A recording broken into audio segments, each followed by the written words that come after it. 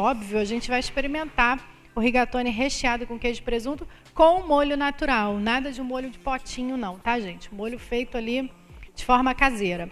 Bom, agora estou recebendo aqui a doutora Karina Berlim, que é fonoaudióloga, especialista em audiologia e mestre em fonoaudiologia. A gente vai bater um papo bem bacana aí sobre a saúde dos nossos ouvidos, né? Muito prazer, obrigada. Obrigada a você pelo convite, é um prazer estar aqui. Esse programa tão legal, né, que aborda diferentes áreas. Muito obrigada pelo convite. Eu que agradeço a sua presença aqui, né? E aí, vamos bater um papo assim de uma forma bem leve, descontraída, né? Porque a gente vai falar, afinal de contas, a gente chama de órgão, o ouvido é um órgão? É um órgão da audição e do equilíbrio. Do equilíbrio também, né? Equilíbrio pois é. De cara, eu já vou fazer uma pergunta para a doutora, porque todo mundo usa o raio do cotonete no ouvido. E eu sei que você não gosta também. O cotonete é um perigo. Porque, na verdade, se a gente for ler na caixa do cotonete para que ele é feito e para que ele serve, ele é para reparo de maquiagem. Ele não é para ali a caixa. Ele não é para você limpar o ouvido, na criança pequenininha limpar o nariz. Ele não está escrito que é para fazer limpeza, né, dos orifícios da face ou da cabeça. Mas aí, né, a mãe, né, desenvolveu aquele negócio, é mais fácil para limpar e acaba manipulando. Na verdade, o cotonete, ele suja o ouvido. Aí você fala, mas quando você põe o cotonete dentro do ouvido e tira, ele sai cheio de cera. Mas é um engano, porque a cera sai do ouvido na mesma velocidade que a unha cresce. Como é que a unha cresce? Você olha a unha e fala, nossa, já cresceu, tenho que cortar minha unha, tenho que fazer minha unha. A cera sai do ouvido naturalmente. O que eu digo é, se você tomar banho todo dia, a cera vai sair do seu ouvido, porque existe a força da gravidade. A água entra, o que é para entrar, e sai normalmente, naturalmente, com o banho. Aí tá lá, a cera bonitinha, pronta para sair do ouvido, aí você vem com o cotonete e toca nela. Aí, novamente, você vem com o cotonete e toca nela. Você vai empurrando essa cera para dentro. Na verdade, você está entupindo o ouvido. Você está entupindo o ouvido. É o famoso rolha de cera. Eu fiquei com uma rolha de cera no meu ouvido. Uhum. O que é a rolha de cera? Normalmente, são as pessoas que usam cotonete, e aquela cera vai ficando velha e vai ficando dura. E aí, a rolha mesmo. É uma rolha que fica. É aí que tem que fazer aquela lavagem, a limpeza, né, de ouvido ou a lavagem de ouvido. A lavagem que faz é o otorrinolaringologista, né? Uhum. O otorrino, mais resumido que o pessoal fala. Ou então existem outras técnicas. Existem técnicas orientais, que pode ser feito com cone de parafina. São feitas tem outras técnicas.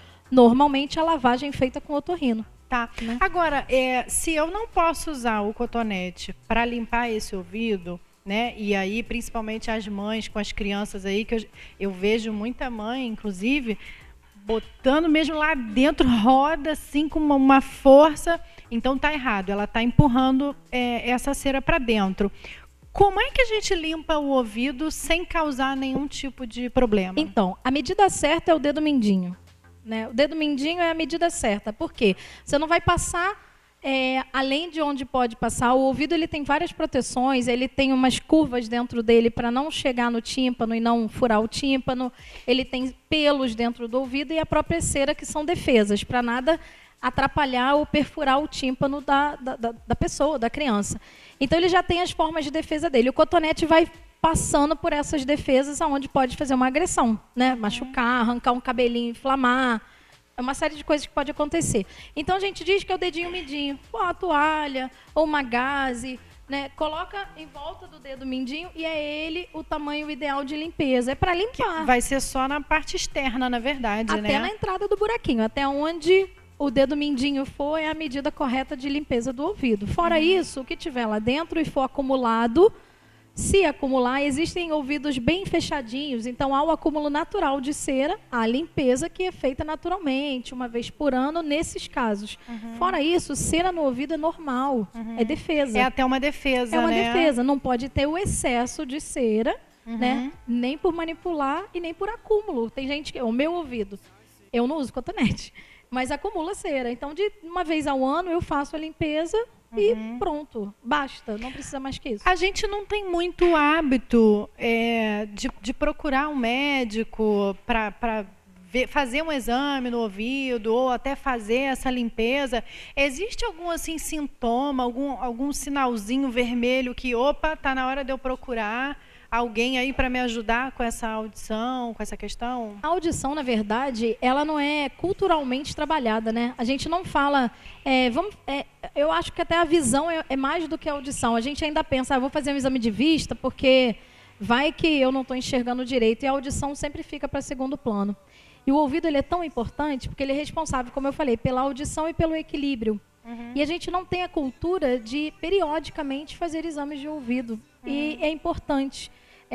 As crianças hoje, quando entram em algumas escolas, as escolas já pedem exame de vista e audiometria, porque é importante que saiba se está enxergando e ouvindo da melhor forma possível, senão fica complicado.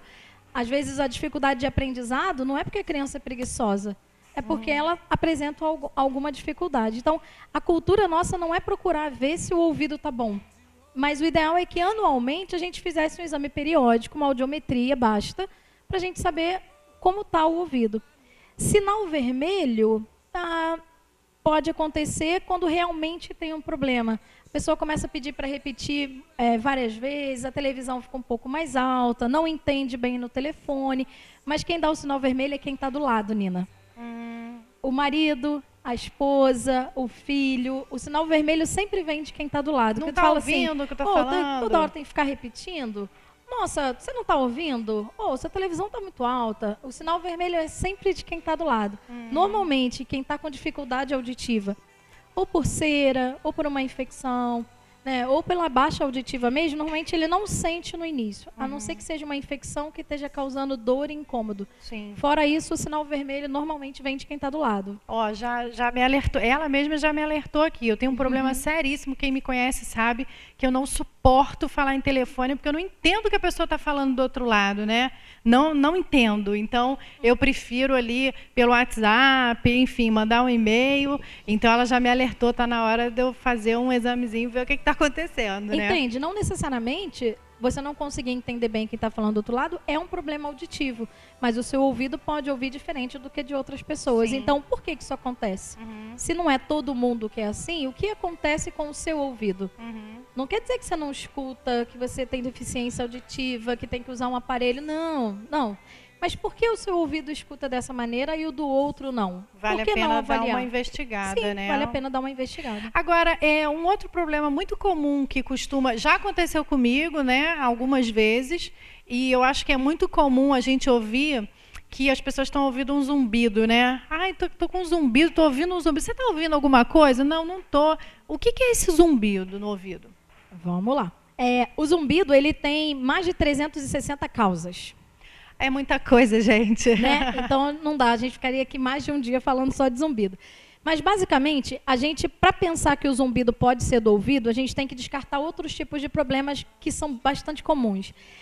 O dente, né, uma troca dentária ou uma dificuldade que a gente chama uma disfunção de ATM, que é esse osso da mandíbula. Aqui, tem muita gente que tem disfunção desse osso. Algum problema na cervical, algum implante dentário, né?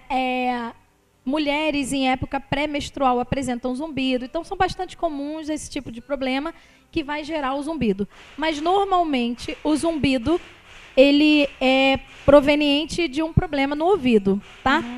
Aí, o que eu costumo explicar, para ficar mais didático, quando a gente está com fome, e aí falou aqui da amiga aqui que está fazendo uns negócios gostosos ali da fome, né, gente? Delicioso. Da fome, né?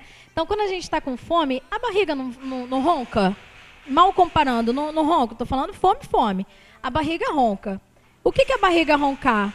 É que tem alguma coisa ali que não está boa. Tem alguma coisa ali que não está legal. Então, eu digo, quando o ouvido faz barulho, alguma coisa não está legal. Se investigou coluna, né, dente, metabólico, né, que na pré-menstruação, por exemplo, em mulheres, não é nada disso, vai fazer os exames provenientes da audição. Então, vai fazer audiometria, tem uma série de exames que se faz para ver o zumbido. E aí pode identificar que o zumbido é proveniente de um problema auditivo. O que é o zumbido? Dentro do ouvido, nós temos um caracol, que se chama cóclea. Quem já pôde ver o desenho de um ouvido, tem um caracol dentro do ouvido. Lá dentro do caracol tem umas células que escutam, tá? Então, por algum motivo, essa célula morreu, ou por exposição a barulho, ou por medicamento, ou por causa da idade, existe uma série de motivos. E naquele lugar nascem outras células que não são capazes de ouvir. Então, aquelas células que não são capazes de ouvir, balançam tentando fazer ouvir. E ela não consegue nunca. E a célula que está exatamente do lado, ela escuta. Então, você escuta o barulho do movimento celular. E é enlouquecedor. Tem gente que o zumbido começa baixinho, de vez em quando, só percebe à noite, porque à noite o mundo é mais silencioso, então percebe somente à noite. Né? E aí aquilo passa a ser todo dia, passa a ser o dia inteiro, vai ficando mais alto. Existe algum outro, vem acompanhado de mais alguma coisa, além do zumbido, uma tonteira, uma dor de cabeça? Existe uma doença, né, uma patologia, que se chama doença de Meniere, e aí ela vai ter outras coisas associadas. Ela vai ter uma perda de audição flutuante, uma hora o paciente está ouvindo, outra hora ele não está ouvindo, tonteira mais o zumbido. Aí é uma doença de Meniere. Existem doenças, né, que a gente vai ter um compostozinho, sim. Mas normalmente o zumbido, ele é proveniente de perda auditiva mesmo. Vem a perda auditiva e o zumbido, tá? E aí a gente está falando de que idade?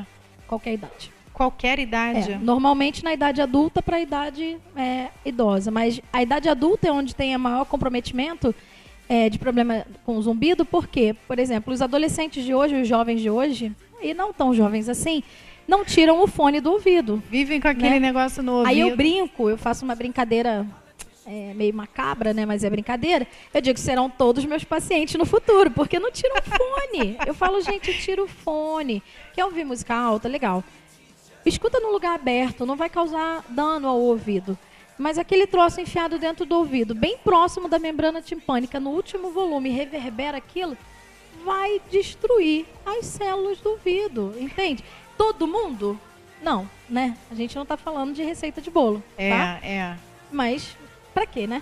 É verdade. Vamos segurar um pouquinho aqui nesse fone de ouvido aí para os jovens, né? Já vou puxar a orelha ali das minhas duas filhas que devem estar em casa agora assistindo. Vou chamar um pequeno e breve intervalo comercial e a gente volta já já. Não sai daí.